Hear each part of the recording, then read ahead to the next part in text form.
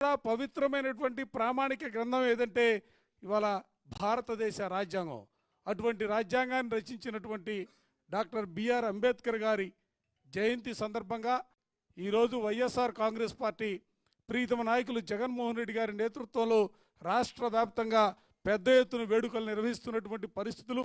దానిలో భాగంగా ఈ రోజున పార్టీ కేంద్ర కార్యాలయంలో పెద్దలందరూ మాజీ మంత్రులుగా పనిచేసినటువంటి పెద్దలు, ఎమ్మెల్యేలుగా ఉన్నటువంటి పెద్దలు, శాసనమండలి సభ్యులుగా పార్టీలో వివిధ హోదాల్లో ఉన్నటువంటి పెద్దలందరి సమక్షంలో జయంతి వేడుకల్ని ఘనంగా నిర్వహించబోతా ఉన్నాం. ముందుగా ఆ మహనీయుడికి జ్యోతి పూలమాల వేసుగా కోరుతా ఉన్నాం.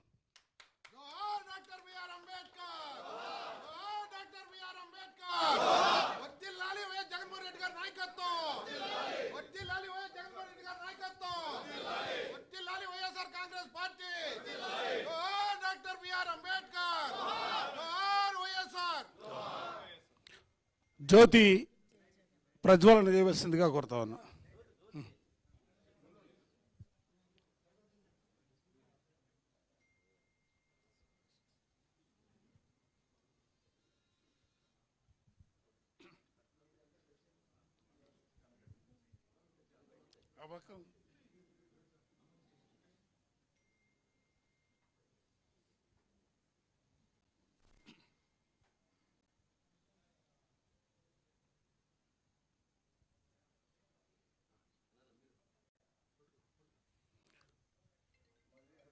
డాక్టర్ బిఆర్ అంబేద్కర్ గారి ఆలోచనల్ని, ఆశయాల్ని పునాదిగా చేసుకుని వైఎస్ఆర్ కాంగ్రెస్ పార్టీ ప్రీతమ నాయకులు జగన్మోహన్ రెడ్డి గారి నేతృత్వంలో ఆయన ఆశించినట్లుగా, ఆయన కోరుకున్నట్లుగా సమాజంలో పేదరికాన్ని తొలగించడానికి సంబంధించి, సమాజంలో అసమానతలు తొలగించడానికి సంబంధించి అధికారంలో ఉన్నటువంటి 5 సంవత్సరాల కాలంలో కానీ, ఈరోజు ప్రతిపక్షంగా ఉన్నటువంటి పరిస్థితుల్లో కానీ ఆయన ఆశయాల్ని ముందుకు తీసుకెళ్లడంలో వైఎస్ఆర్ కాంగ్రెస్ పార్టీ ముందు భాగాన ఉంటుందన్న అంశాన్ని ఈ సందర్భంగా చెబుతూ రాష్ట్ర ఎస్సీసీఎల్ అధ్యక్షులు మాజీ శాసనసభ్యులు శ్రీ సుధాకర్ బాబు గారిని కార్యక్రమాన్ని కొనసాగించవలసిందిగా కోరుతా ఉన్నా.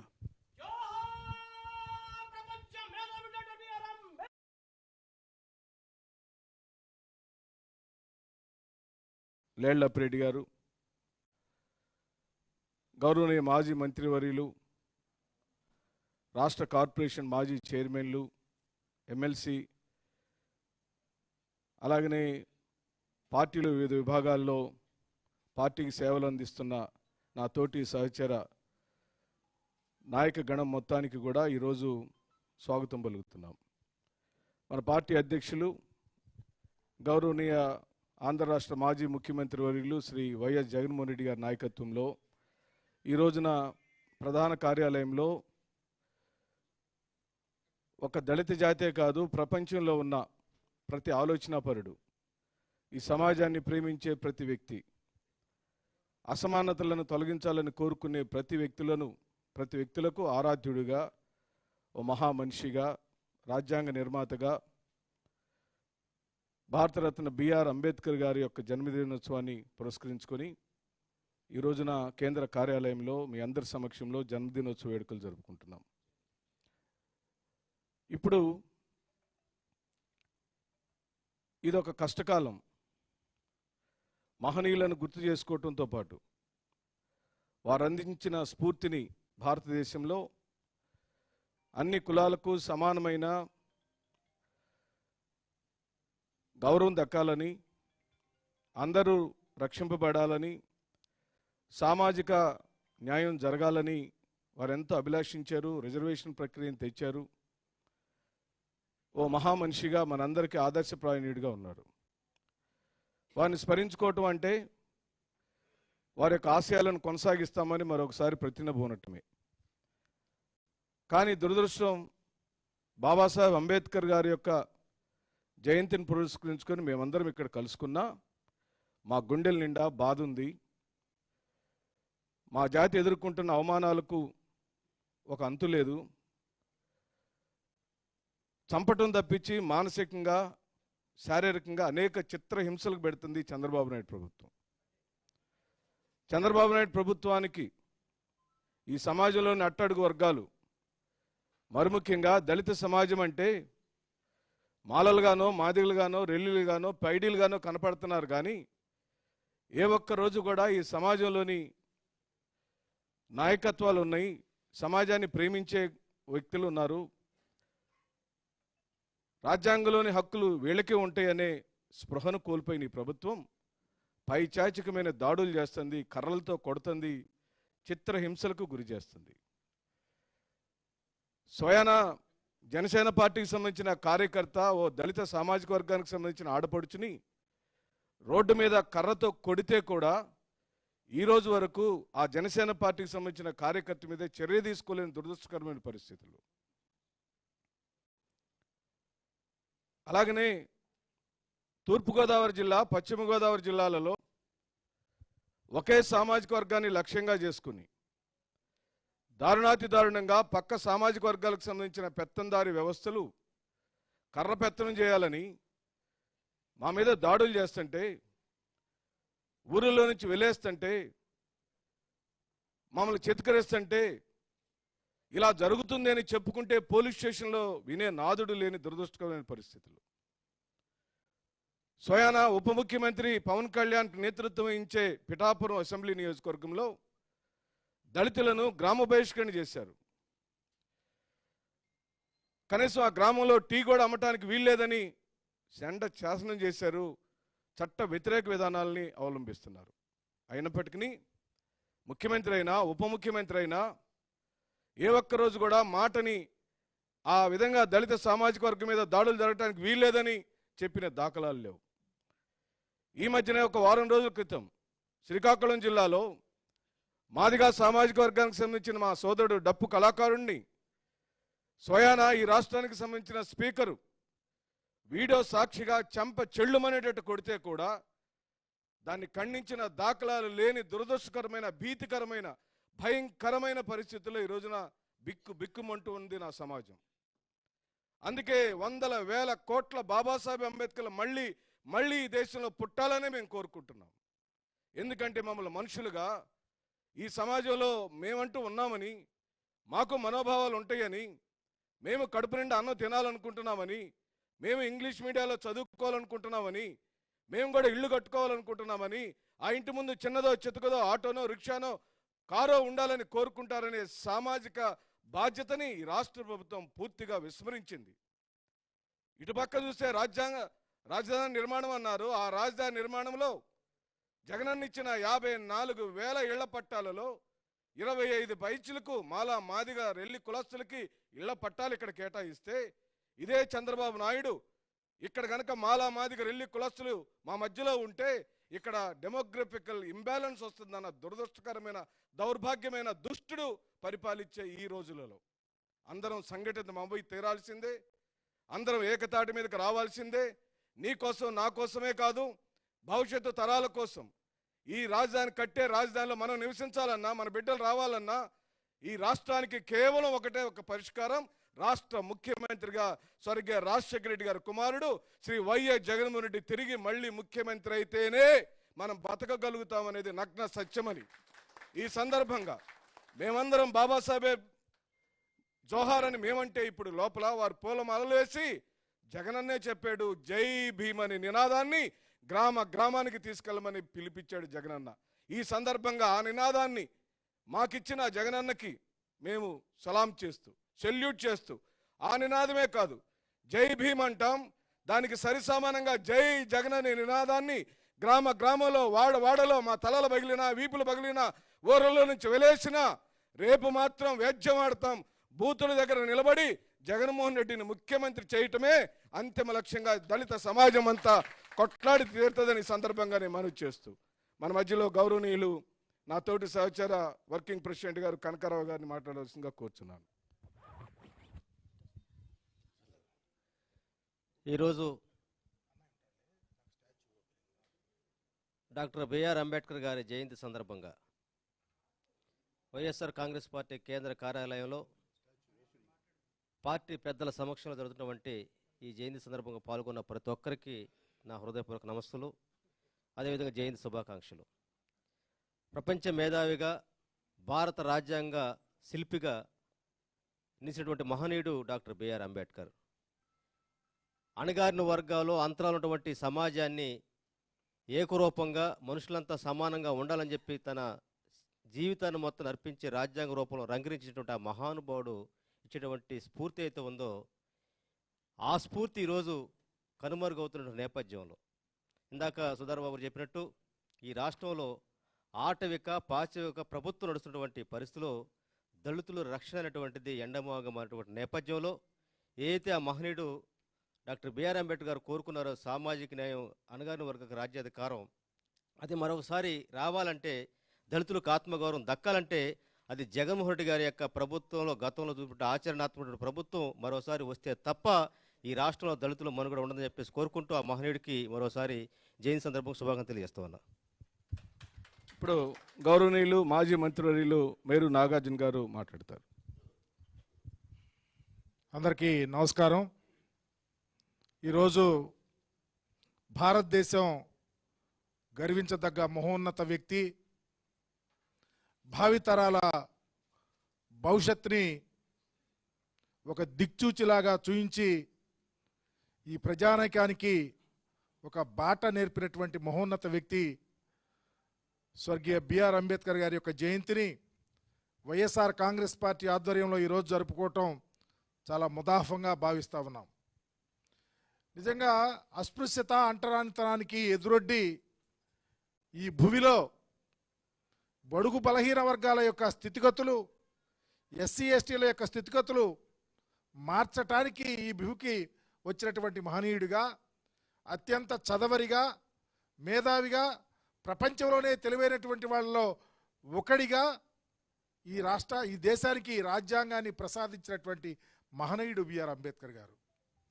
ఆయన రాసిన రాజ్యాంగ వ్యవస్థ ఈరోజు భారతదేశం విచ్ఛిన్నం కాకుండా ఇతర దేశాలు కూడా ఈ రాజ్యాంగాన్ని తీసుకొని పరిపాలన చేసుకునే పరిస్థితి వచ్చిందంటే దానిలో ఉన్నటువంటి నిగూఢమైనటువంటి పేదవారి యొక్క స్థితిగతులు మెరుగుపడాలని, పేదలకు రాజ్యాంగబద్ధమైన హక్కులు కలగాలని, ఈ సమాజంలో ఉన్నత వారితో సమానంగా బ్రతకాలని అవకాశాలు కల్పించినటువంటి మహనీయుడు.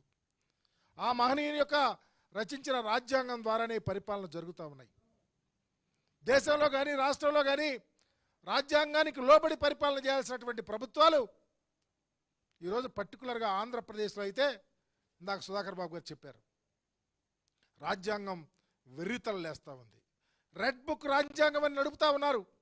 నేను అడుగుతా ఉన్నా, అయా బాబాసాహెబ్ అంబేద్కర్ గారు ఇచ్చింది పేదవారి యొక్క అండా దండా స్థితిగతులు మారటానికి రాజ్యాంగబద్ధమైన హక్కులు కల్పించిన రాజ్యాంగాన్ని మీరు రెడ్ బుక్ రాజ్యాంగం అంటున్నారే అంటే రాజ్యాంగాన్ని అపహాస్యం చేసినట్టు కాదా అని అడుగుతా ఉన్నాం. మీ మీద ఎందుకు కేసులు పెట్టకూడదని అడుగుతా ఉన్నాం.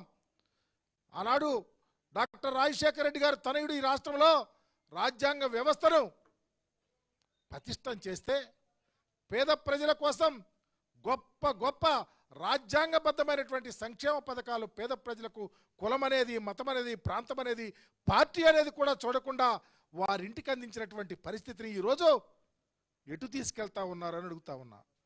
పేదవారికి బాబాసాహెబ్ అంబేద్కర్ గారు చెప్పినట్టు చదివే ప్రామాణికమని చెప్పినటువంటి అంబేద్కర్ ఆలోచన విధానాన్ని ఈరోజు కావాలని మీరు తుంగలో తొక్కటలేదని అడుగుతా ఉన్నాం. ఏమైపోయింది?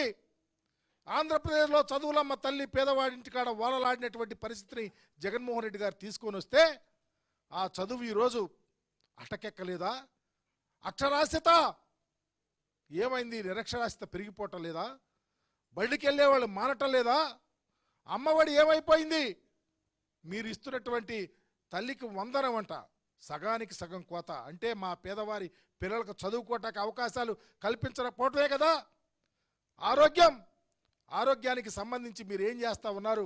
జగన్మోహన్ రెడ్డి గారు పెట్టినటువంటి ఇంటికి తీసుకొని వచ్చి అనారోగ్యం వస్తే కార్పొరేట్ వైద్యం చేయించి ఇంటికి వచ్చిన ఖర్చులకు డబ్బులు ఇచ్చి పేదవాడి గుండెలెబ్బరాన్ని కల్పిస్తే జగన్మోహన్ రెడ్డి గారు ఆరోగ్యశ్రీని మా పేదవారికి అందకుండా, రాజ్యాంగ హక్కులు మాకు అందకుండా కాలరాస్తుంది మీరు కాదా? ఒక ప్రక్క చదువు, ఒక ప్రక్క ఆరోగ్యం, ఇకపోతే దళితుల మీద దాడులు, అఘాయిత్యాలు, అమానుషాలు, కోకొల్లలు.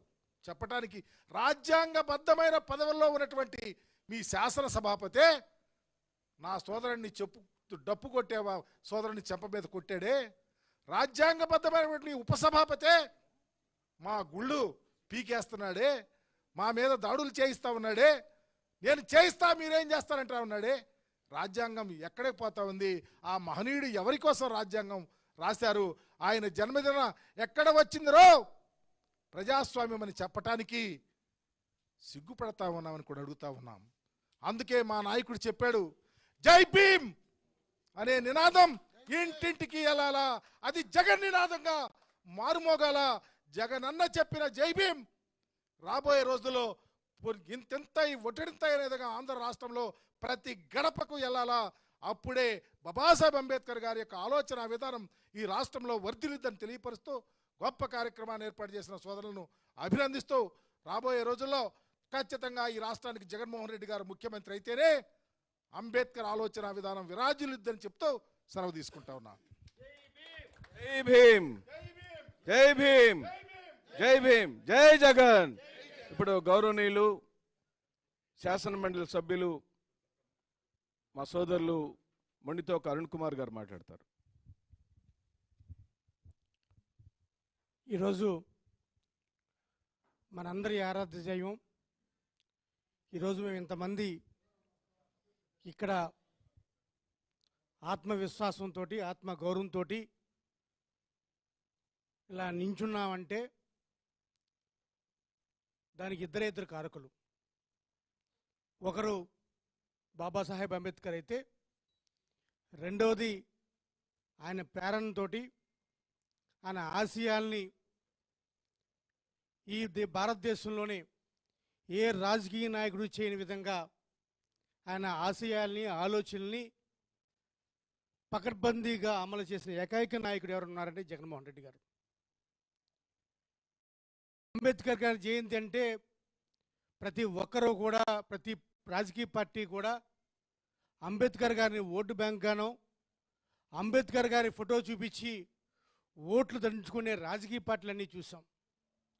కానీ ఈ భారతదేశంలో ఒకే ఒక్క రాజకీయ పార్టీ అంబేద్కర్ గారి ఆలోచనలతోటి, ఆశయాలతోటి, అంబేద్కర్ గారు ఏం చెప్పారో అనేక అంశాల్లో ఆయన్ని తూచా తప్పకుండా పాటించిన ఏకైక పార్టీ ఏదైనా ఉందంటే అది ఒక వైఎస్ఆర్ కాంగ్రెస్ పార్టీ మాత్రమే.